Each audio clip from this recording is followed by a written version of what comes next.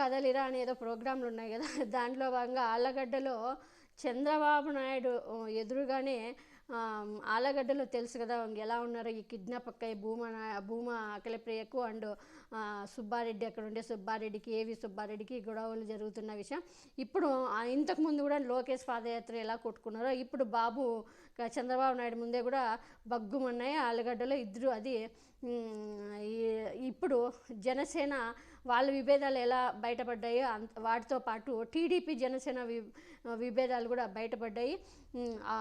ఇక్కడ ఏం జరిగిందంటే అక్కడ అవకాశవాద రాజకీయాలతో గెలుపొందాలని చూస్తున్న టీడీపీ జనసేన వచ్చే ఎన్నికల్లో పొత్తులతో ముందుకు వెళ్తున్నట్టు వెల్లడించిన విషయం తెలిసిందే. టీడీపీతో జట్టు కట్టడంపై జనసేన నాయకులు, శ్రేణులు, నేతలు ఇప్పటికే పార్టీ అధ్యక్షుడు పవన్ కళ్యాణ్పై పెదవిరుస్తున్నారు.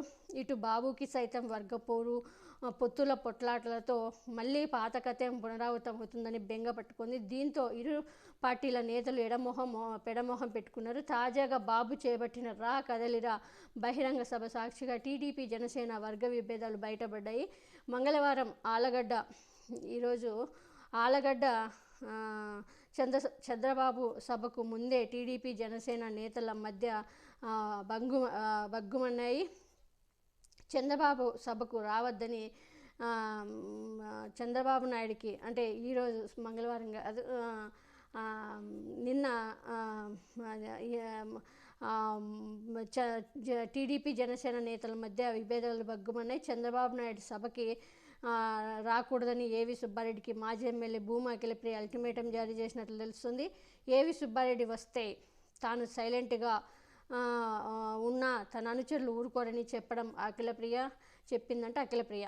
దీంతో రేపటి చంద్రబాబు నాయుడు సభకి సుబ్బారెడ్డి నిర్ణయం తీసుకున్నట్లు సమాచారం.